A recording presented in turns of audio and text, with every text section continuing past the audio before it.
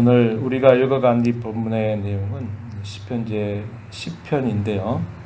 9편과 10편, 학자들은 이 두 시편이 하나의 본래 시편이었다 이렇게 추정합니다. 왜냐하면 우리말로는 이게 표현이 되어 있지 않지만은 9편과 10편의 내용은 히브리 알파벳의 순서를 따라서 쭉 진행이 되어 있는데 9편의 내용에서는 첫 글자부터 한 중간 정도까지 첫 글자를 따서 이 시를 지었고, 우리가 읽은 이 시편의 내용은 그 다음 문자로부터 시작해서 마지막 글자까지 이렇게 표현되어 있기 때문에 9편과 제10편 이 내용이 하나의 시였을 것이다 이렇게 추정을 하고 있습니다. 이 중심적인 내용은 뭐냐? 하나님께서 일어나셔서 모든 악인들을 벌해 주시기를 간절히 구하는 그런 내용을 담고 있습니다. 우리가 함께 읽은 제10편의 이 내용을 보면 악인들 그리고 의인들 이것이 아주 대조적으로 표현되고 있다라는 것을 우리가 확인해 볼 수 있습니다. 우리가 읽은 말씀 가운데서 2절 이하에 보게 되면 악한 자 이런 표현을 계속 사용하죠. 3절에서 보면 악인, 4절에서도 악인. 그래서 악한 자, 악인이라고 하는 이런 표현들이 본문 속에서 자주 등장이 되고요. 또 한편으로는 의인들을 표현하는데 이 의인들을 어떻게 표현하냐면 가련한 자들이라고 하는 표현을 본문 속에서 아주 많이 사용하고 있습니다. 2절에 보면요. 가련한 자라고 하는 표현이 나오죠. 그리고 주어진 이하의 말씀들, 예를 들면 8절 같은 경우에서도 무죄한 자라고 하는 표현이 있으면서 또 가련한 자, 9절에서 가련한 자, 10절에서 역시 가련한 자들, 14절 가서 보면 외로운 자, 또 17절 가서 보면 겸손한 자, 또 마지막 18절에 보면 고아와 압제당하는 자 이렇게 표현되어 있어서 악인들과 의인들이 아주 선명하게 대조가 되고 있는 것을 우리가 보게 됩니다. 그런데 본문의 전체적인 분위기는 이 악인들, 이들은 대단히 힘이 강한 것처럼 묘사가 되어 있고 의인들, 하나님을 섬기는 사람들은 그에 비해서 매우 힘이 약한, 외롭고 가련하고 연약한 처지에 있는 것처럼 묘사가 되고 있다는 겁니다. 그래서 본문을 기록한 이 시인은 교만한 자들이 득세해서 하나님을 섬기는 자들을 향해서 끊임없이 압박을 하고 또 미워하고 싫어하고 그들을 삼키려고 하는 모습들이 이 본문 속에서 잘 묘사가 되고 있습니다. 이 교만한 자들, 악인들의 모습에 대해서 표현하기를 3절 가서 보면은 그의 마음의 욕심을 자랑한다. 여호와를 배반해서 멸시하는 자들이다. 이렇게 표현했습니다. 8절에 보면 은밀한 곳에서 무죄한 자를 죽이려고 애를 쓰고 있고 또 9절에 보면 은밀한 곳에 엎드려서 가련한 자를 잡으려고 하는 모습이 묘사되고 있습니다. 10절에 보면 포악으로 말미암아 가련한 자들이 넘어진다. 이렇게 표현해서 의인들을 끊임없이 공격하고 그들을 삼키려고 하는 모습이 본문 속에서 표현됩니다. 뿐만 아니라 그들은 이렇게 하나님을 조롱하고 우롱하는 태도를 갖는데요. 4절 말씀에 보면 뭐라고 말하냐면 그의 교만한 얼굴로 이렇게 말합니다. 여호와께서 이를 감찰하지 아니하신다. 그의 모든 사상에 하나님이 없다. 이렇게 말한다고 이야기합니다. 자신들이 악을 행하고 나쁜 일을 행하고 또 믿는 사람들을 그렇게 괴롭게 함에도 불구하고 자신들에게 어떠한 일이 생기지 않은 걸 보니까 하나님이 계시지 않은 거다. 그리고 하나님께서 이러한 일들을 제대로 알지 못하고 계신다. 이렇게 하나님을 향해서 조롱하는 그런 태도를 보이고 있습니다. 6절 가서 보면요. 또 자신들에 대해서는 이렇게 확신을 갖고 있어요. 6절에 나는 흔들리지 아니하며 대대로 환난을 당하지 않는다. 이렇게 말합니다. 자신은 견고하다는 거죠. 그리고 자신 어떤 어려움도 당하지 않는다고 이야기합니다. 왜요? 하나님이 안 계시니까, 하나님이 감찰하지 않으시니까, 하나님은 실제로 계신 것이 아니기 때문에 그러다, 이런 태도를 가지면서 끊임없이 그들이 하나님을 조롱하는 태도를 보이고 있습니다. 11절 가서도 보면은 이렇게 그들은 또 말합니다.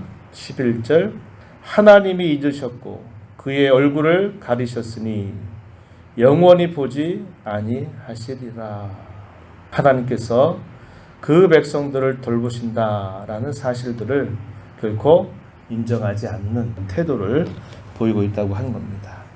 이것이 하나님 앞에 얼마나 교만한 말들인가 한 것을 우리는 보게 되는 것이죠.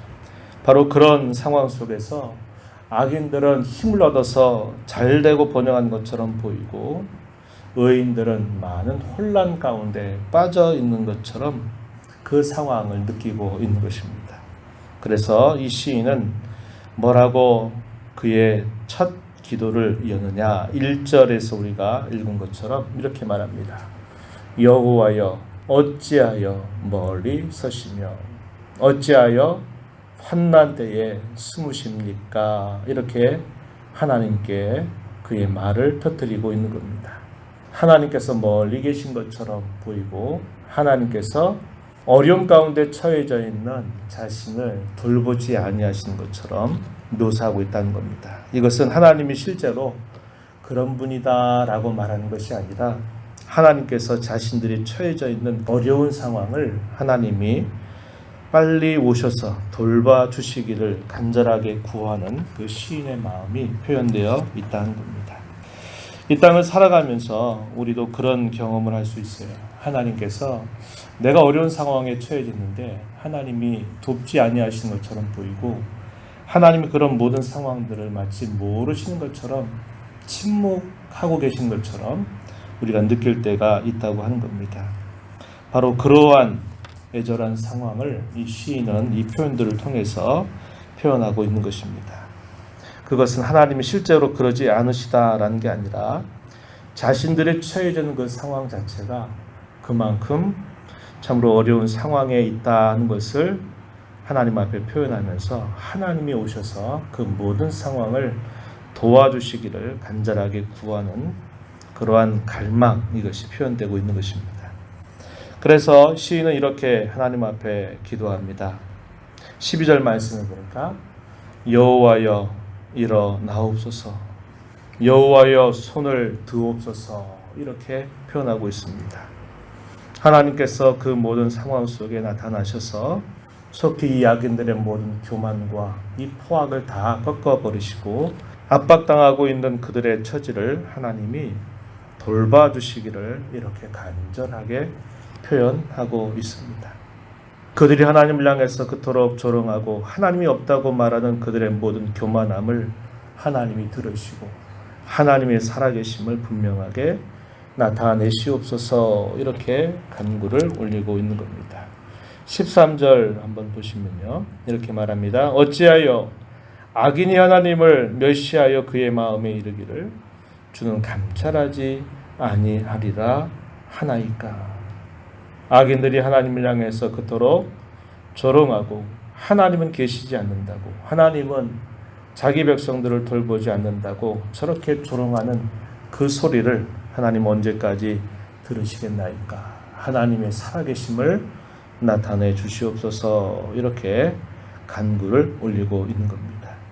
고난과 어려움을 당하고 있는 성도들은 그런 공경 속에서 다른 누구를 돌아볼 수 없고 다른 어느 누구를 향해서 손을 들 수가 없는 겁니다. 오직 자신은 하나님께 맡기고 의지하는 태도를 갖는 것입니다. 14절 말씀에 이렇게 말하죠. 자신을 주님께 맡기는 간구를 올리죠. 주를 의지하나이다, 이렇게 표현하고 있는 겁니다. 악인들의 팔을 빨리 꺾어 달라고 기도합니다. 고아와 압제당한 자를 위해서 심판하셔서 다시는 위협하는 일이 없도록 하나님께서 행해 주시기를 간청하고 있는 것입니다. 그렇게 간구하는 근거는 하나님은 영원토록 우리의 왕이 되시기 때문이라고 고백하고 있어요. 16절 한번 가서 보시기 바랍니다. 여호와께서는 영원 무궁하도록 왕이시다 이렇게 말합니다. 이방 나라들이 주의 땅에서 멸망하였나이다. 지나간 역사를 쭉 살펴보고 돌아보니 악인들이 잘 되는 것 같고 흥왕하는 것 같고 번성하는 것처럼 보여도 하나님께서 그들을 다 시간 속에서 다 그들을 패망시키시고 그들을 다 벌하셨던 사실들을 분명히 고백하고 있는 것입니다. 하나님은 그분의 때에 그런 모든 악인들의 교만을 다 꺾으시고 심판하신 일을 하나님은 행해 오셨듯이 하나님이 이제도 우리에게 영원한 왕이 되시기 때문에 하나님 이 상황을 돌아보아 달라고 이 상황을 살펴달라고 간절하게 기도하고 있는 것입니다. 하나님은 언제나 자기 백성들을 편들어 주시는 그런 영원하신 왕이시다라는 사실을 계속 강조하고 있는 겁니다. 그러한 하나님을 향해서 여전히 의지하면서 하나님께 모든 것을 맡겨드리는 그런 시인의 자세를 우리가 보게 되는 것이죠. 우리도 이 땅에 살면서 분명히 기억해야 될 사실은 정한 때가 될 때 하나님은 악인들의 모든 교만과 그들의 죄악에 대해 하나님은 결단코 심판하실 것이다 하는 것을 우리는 확신하면서 매일을 살아가야 한다 하는 겁니다. 문제는 뭐냐? 우리가 관계적으로 혹은 심리적으로 때로는 신앙적으로 하나님이 마치 계시지 않는 것처럼 느껴질 때가 큰 문제가 된다고 하는 겁니다. 하나님은 정하신 시간에 자신의 놀라우신 계획을 하나님 이루어 가실 것이고 자기 백성들에게 승리를 안겨다 주실 것입니다. 그러나 문제는 당하는 그런 여러 일들과 어려움들 때문에 우리의 마음이 하나님 마치 멀리 계신 것처럼 생각을 한다든지 신앙적으로 하나님이 내 상황을 돌아보지 않는 것처럼 우리가 느끼고 있다든지 관계적으로 하나님은 멀리 계신 것처럼 우리가 느끼게 되는 것은 우리에게 대단히 큰 문제가 된다고 하는 겁니다.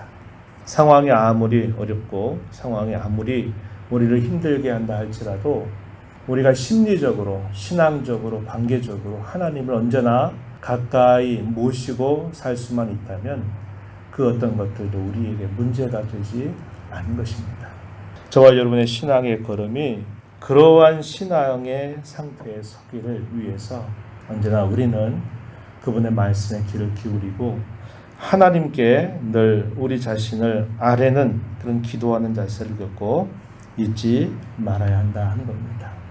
우리의 마음속에 늘 하나님이 함께하고 계시다고 하는 사실, 그분이 언제나 나의 영원하신 왕으로서 나를 여전히 돌보고 계시다고 하는 이 사실을 언제나 분명히 확신하면서 내가 하나님의 편에서 멀리 너무 떨어져 있는 것이 아닌지, 그분이 내 삶 속에 너무나 멀리 계신 것처럼 내가 하나님을 멀리 하고 있는 것이 아닌지 그 자신들을 돌아보면서 언제나 하나님을 가까이 하는 그런 삶을 살아가는 저와 여러분이 되기를 진심으로 바랍니다.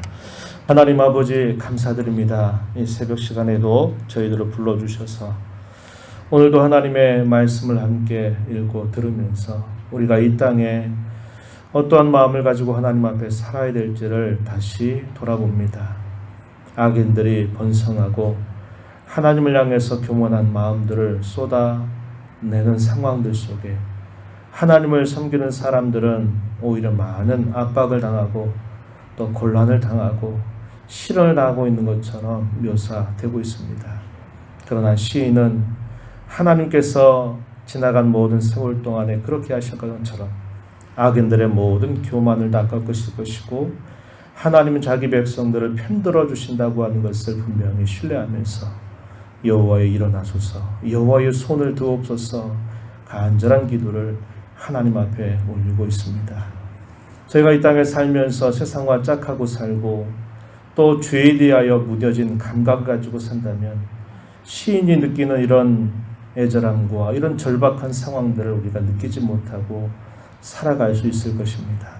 하나님을 언제나 가까이 모시고 또 우리가 신앙적으로 관계적으로 하나님을 멀리하는 삶이 되지 않도록 인도하여 주셔서 이 시인이 늘 하나님 앞에 이 영적인 싸움, 영적인 긴장을 느끼고 하나님 앞에 간절하게 찾고 구하고 가까이 하는 것처럼 저희 또한 이 땅에 살아가는 삶이 그러한 복된 삶이 되도록 날마다 저희들을 인도하여 주시옵소서. 오늘도 은혜의 보좌 앞에 나와서 아버지 은혜를 구하고 아버지 은혜를 사모하는 모든 심령들을 용납하시고 강구의 귀를 기울여 주시며 성령께서 음성을 들려주시며 힘써 순종한 복된 삶이 되도록 인도하여 주옵소서. 예수님 이름으로 간절히 기도드리옵나이다. 아멘.